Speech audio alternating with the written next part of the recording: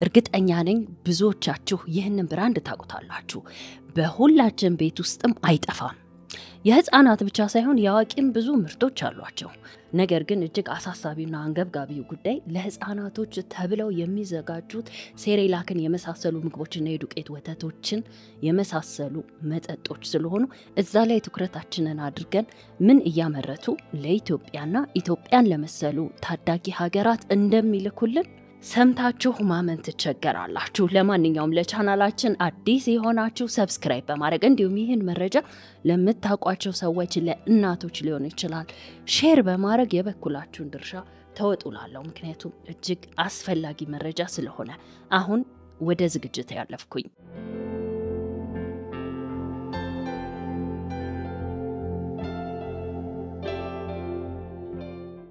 እርግጠኛ ነኝ ሁላችንም ነስትሊ የሚለው ጽሁፍ ለአይናችንም ይሁን ለአእምሮአችን አዲስ አይደለም። ነገር ግን እኔ በግሌ ነስትሊ ሲባል ሲምፕል የሆነ የምግብ አምራች ካምፓኒ ይመስለኝ ነበር። ጉዳዩ ግን እንደዛ አይደለም። ነስትሊ በ186 የዓለማችን ሀገራት 2000 የሚሆኑ ድርጅቶች በስሩ ይተዳደራሉ። ኢቭን በውበት መጠበቂያ በኩል የምናውቃቸው እንደ ሎሪያል፣ ጋርኒየር የመሳሰሉት ካምፓኒዎች በነስትሊ ስር ናቸው ያሉት። ነገር ግን እኛ ርዕሳችን እሱ አይደለም። ዋናው ርዕሳችን ለህፃናት ተብሎ እንደዚሁም ለአዋቂ ተብሎ የሚዘጋጀው ኒዶና ለህፃናት ተብሎ የሚዘጋጁ የዱቄት ወተቶችና ሴሬላክን ይመለከታል። የዚህን ድርጅት የማይታመን ጉድ ከመስማታችን በፊት ይህ ድርጅት እንዴት ተመሰረተ የሚለውን በመጀመሪያ ይህ ድርጅት ለክፋት ስራ ወይም ደግሞ ይህንን ነገር ለማድረግ አስቦ አልነበረም። የተመሰረተው በጥሩ ሰው እጅ ነው።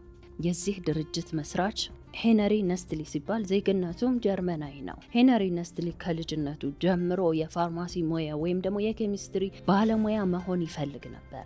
ነገር ግን ወላጅ አባቱ ፋርማሲስት እንዲሆን ወይም የኬሚስትሪ ባለሙያ እንዲሆን አልፈለገም ነበር። ሆኖም በ15 ዓመቱ ሄነሪ ነስትሊ ህልሙን እውን አደረገ። ፋርማሲም ተማረ። ከዛም ወደ ስዊዘርላንድ ጉዞን አደረገ። መድኃኒቶችን ለመፈብረክ ሞከረ፣ አልተዋጣለትም። እንደዚሁም የተለያዩ አልኮሎችን ማምረት ጀመረ፣ እሱም አልተሳካለትም። ከዛም በኋላ አንድ ነገር ባይምሮ ተከሰተ።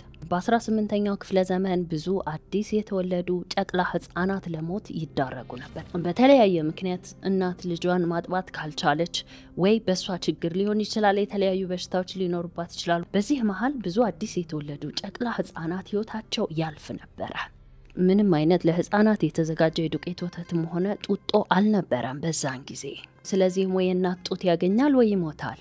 የነዚህን ጨቅላ ህፃናት ህይወት ለመታደግ የሚል ሐሳብ ነው ሄነሪ ጭንቅላት ውስጥ በወቅቱ የተከሰተለት። ስለዚህም የዱቄት ወተትን ማምረት እንዳለበት አሰበ። በሚገርም ሁኔታ ይህ ፕሮጀክት ስኬታማ ሆኖ የሰው ከሚገመተው በላይ ትርፋማ ሆነ። ከጊዜ በኋላም ወተትና ቸኮላት እየደባለቀ ማምረት ጀመረ። እሱም ከሚገባው በላይ ትርፋማ አደረገው። ብዙ ጊዜ የህፃናት የዱቄት ወተቶች ላይ የሚጻፍ ጽሑፍ አለ። ብረስት ፊዲንግን የሚተካ ነገር እንደሌለ ወይም የእናት ጡት ወተትን የሚተካ ነገር የለም።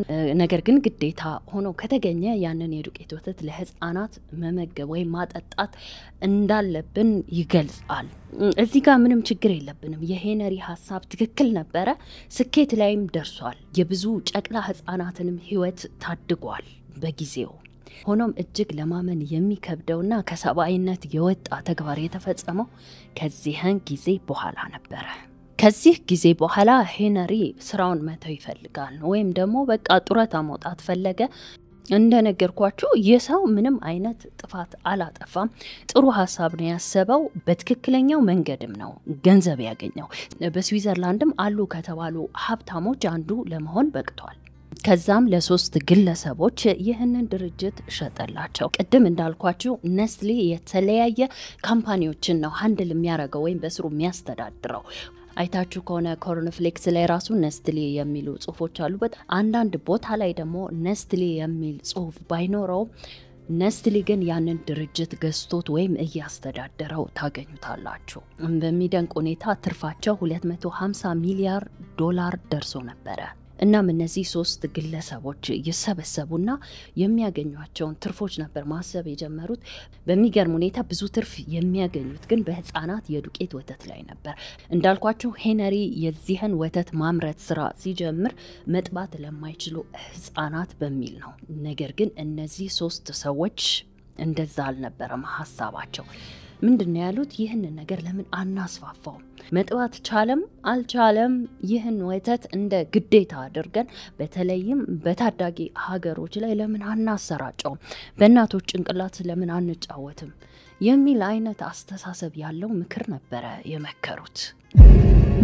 ከዚህ በኋላ እነዚህ ሶስት ግለሰቦች በ1970 ዓመተ ምህረት ምንድነው የጀመሩት? ተሰሚነት ያላቸውን ግለሰቦች ለምሳሌ ዶክተሮችን በገንዘብ ይገዟቸውና የነስትሊ ወተት ከእናት ወተት የበለጠ እንደሆነ ለእናቶች እንዲመክሯቸው ወይም እንዲያስተምሯቸው ነበረ የሚያደርጉት። በማይታመን ሁኔታ ጤናማ ሆኖ የተወለደውን አዲስ ህፃን ልጅ ከእናቱ ጋር ያራርቁታል። ምክንያቱም ያው ብዙዎቻችሁ ታውቁ ይሆናል ወይም ሲባል ሰምታችሁም ሊሆን ይችላል። እናት ለተወሰነ ጊዜ ማጥባት ካቆመች የወተት ምርቷ ይቀንሳል። ባጠባች ቁጥር ነው ወተት ማምረት የምትችለው። ስለዚህም አዲስ የተወለደውን ህፃን ከእናቱ እያራራቁ በመጡ ጊዜ የእናት ወተት እያነሰ ይመጣል። በዚህ ጊዜ ዶክተሮቹ ምንድነው የሚያደርጉት? ገዝታ ለልጇ እንድትሰጥ ነበረ የሚያደርጓት። ይህ ድርጅት በዚህ ብቻ አላበቃም። በተለይም በአፍሪካ ምንድነው ማድረግ የጀመሩት? ብዙ ሴቶችን ቀጥረው እነዚህ ሴቶች ግን እንደ ነርስ ሆነው ነው ወደ እናቶች ጋር የሚሄዱት በየሆስፒታሉ። እናም የዱቄት ወተቶችን ነበረ አዲስ ለወለዱ እናቶች የሚሰጧቸው። ይህን ወተት ሞክሪው፣ በጣም ጥሩ ወተት ነው፣ ለልጅሽም ተመራጭ ነው። ምክንያቱም ማንኛውም እናት የነርስ ምክር ከሆነ ወይም የዶክተር ምክር ከሆነ ትቀበላለች።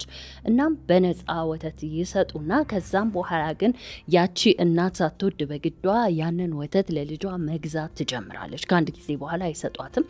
እነሱ ደግሞ ከሚሸጡት ወተት ላይ ወይም ከሚያሻሽጡት ወተት ላይ የሚያገኙት ፐርሰንቴጅ አለ። በዚህ ጊዜ ልጆች ጡጦ ይለምዳሉ። ጡጦ ከለመዱ በኋላ ደግሞ የእናታቸውን ወተት እምቢ ይላሉ። እናም እናትና ልጅ መሃል መራራቅ ሲመጣ ደግሞ የእናት የወተት ምርት ይቀንሳል።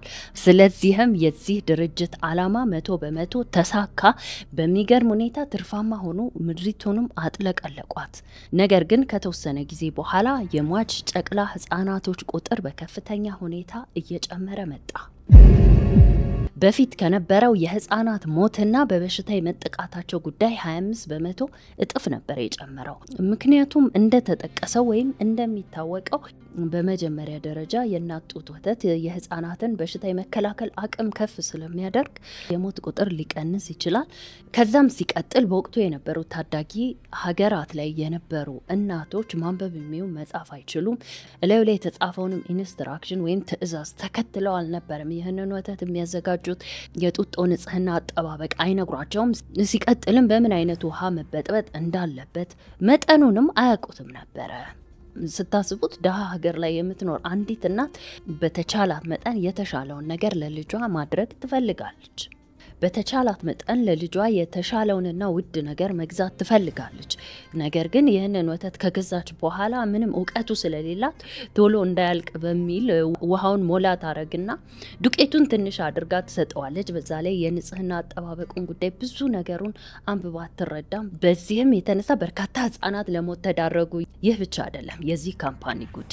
እነሱስ ወተቱን ሲያመርቱ ወይም ሴሬላኩን ሲያመርቱ ምንድነው የሚጨምሩበት የሚለው ነው። ውሃና ወተት ያልተመጣጠነ ያደረጉ በሚሰጡ ጊዜ በዛው ንጽህናው ባልተጠበቀ ጡጦ፣ ንጽህናው ባልተጠበቀ ውሃ እዚህ ልጅ ላይ ከፍተኛ የንጥረ ነገር እጥረት ነበረ የተከሰተው። ምክንያቱም በሚገባው ወይም ማግኘት ባለበት መጠን ይህ ልጅ ወተት እያገኘ አይደለም።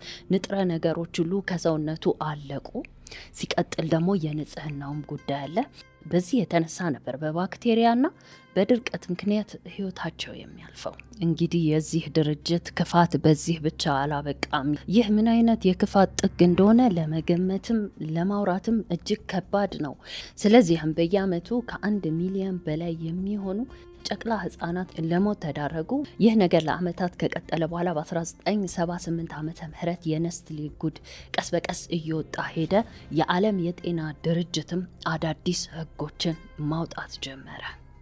በዚህ የተነሳ ላልተወሰነ ጊዜ የዚህ ድርጅት ምርቶች በተለይም በታዳጊና በአፍሪካ ሀገራት ተቋርጦ ነበር። ይህ ድርጅትም ለበለጸጉት ሀገራት እንደ አሜሪካ ላሉ ሀገራት ሱፐር ቤቢ የሚል አዲስ ወተት ነበረ አምርቶ መላክ የጀመረው። በቃ ሁኔታችንን አስተካክለናል፣ ትክክለኛው ነገር አምርተናል ለማለት ነው። ነገር ግን እጅግ ማመን የሚከብደው ነገር ሲጀመርም ለበለጸጉት ሀገራት እንደ አውሮፓ፣ አሜሪካ ላሉ ሀገራትና ለኛ ለአፍሪካውያንና ለአንዳንድ የእስያ ደሃ ሀገሮች የሚያመርቱት ምርት ፈጽሞ አንድ አይነት አልነበረም። ለኛ ምንድነው የሚጨምሩበት? ቀጥሎ የምትሰሙት ይሆናል።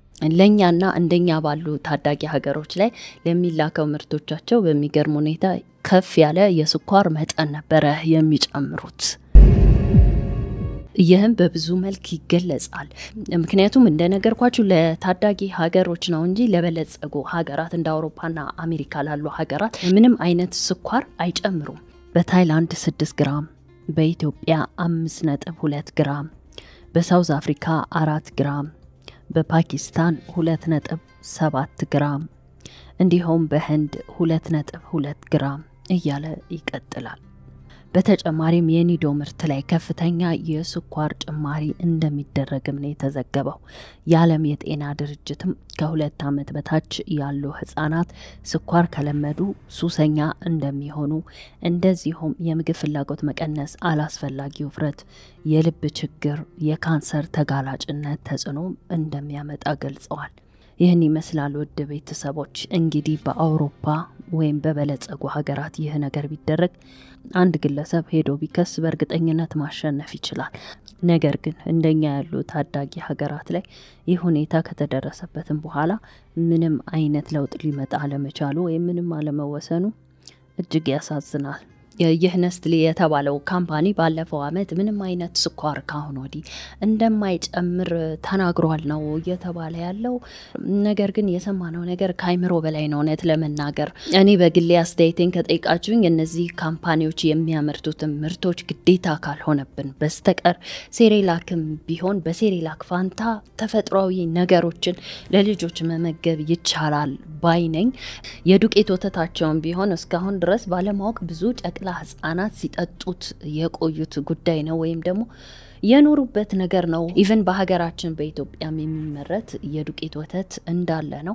ውድ ቤተሰቦች እናንተስ በሰማችሁት ጉዳይ ላይ ምን ሐሳብ አስተያየት አላችሁ? ሐሳብ አስተያየታችሁ እንደተለመደው በኮሜንት መስጫ ሳጥኑ ላይ እንድታሰፍሩልኝ፣ እንዲሁም ቪዲዮን ላይክ እንድታረጉ፣ አዲሶችም ሰብስክራይብ በማድረግ የቻናላችን ቤተሰብ ሁኑ እያልኩኝ በሚቀጥለው በአዲስ ዝግጅት እስክንገናኝ ባይ ባይ።